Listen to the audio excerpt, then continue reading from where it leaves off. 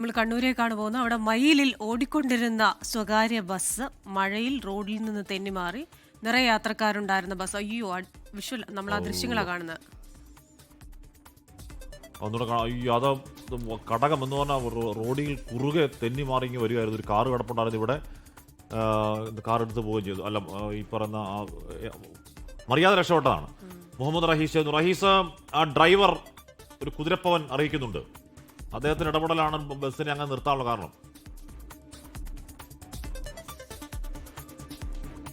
നിശ്ചയമായും ആശ്മി, കാരണം ആദ്യം ഇങ്ങനെ കാണുമ്പോൾ അല്ലാതെ പേടിപ്പെടുത്തുന്ന ഒരു ദൃശ്യമാണ്. പക്ഷെ അവസാനം ഒരു ദീർഘനിശ്വാസമൊക്കെ വിടാൻ കഴിയുന്ന തരത്തിൽ, ആശ്വസിക്കാൻ കഴിയുന്ന തരത്തിലൊക്കെ ഉള്ള ഒരു ദൃശ്യമായി അത് മാറി. അത് ആ ദൃശ്യവും ആ സംഭവം അങ്ങനെ മാറി എന്നുള്ളത് വളരെ ആശ്വാസകരമാണ്. കാരണം വൈകിട്ടായിരുന്നു, ഇന്നലെ വൈകിട്ട് കണ്ണൂർ നഗരത്തിൻ്റെ പല പ്രദേശങ്ങളിലും നല്ല മഴയായിരുന്നു. ശക്തമായി തന്നെ മഴ ഒരു 10-20 മിനിറ്റ് പെയ്തിരുന്നു. അപ്പോൾ കണ്ണൂർ മയിൽ ചെക്യാട്ടുകാവിലാണ് ഇത്തരത്തിലൊരു ഒരു സംഭവം ഉണ്ടാകുന്നത്. അതായത് ബസ് ആ വളവ് തിരിഞ്ഞു വരുമ്പോൾ, അതിന് മുൻപും ഒരു ബസ് വരുന്നുണ്ട്.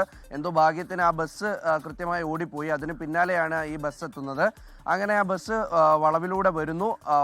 ആ ഒരു റോഡിന് കുറുകെ തെന്നി മാറുകയായിരുന്നു. തെന്നി മറിഞ്ഞ് ഏതാണ്ട് അപ്പുറത്തെ വശത്തേക്ക് പോയി. രണ്ട് കാര്യങ്ങളാണ് ഇവിടെ ഉണ്ടായത്. ഒന്ന്, അപ്പുറത്തെ ദിശയിൽ നിന്നും മറ്റൊരു ബസ് ഇങ്ങോട്ടേക്ക് വന്നില്ല. ഒപ്പം തന്നെ ആ സൈഡിൽ നിർത്തിയിട്ടിരുന്ന കാർ, അതിൽ ആരെങ്കിലും ഉണ്ടായിരുന്നോ എന്ന് വ്യക്തമല്ല. പക്ഷേ ആ കാറിൽ എന്തായാലും ഇടിച്ചില്ല, ബസ് മറിഞ്ഞില്ല.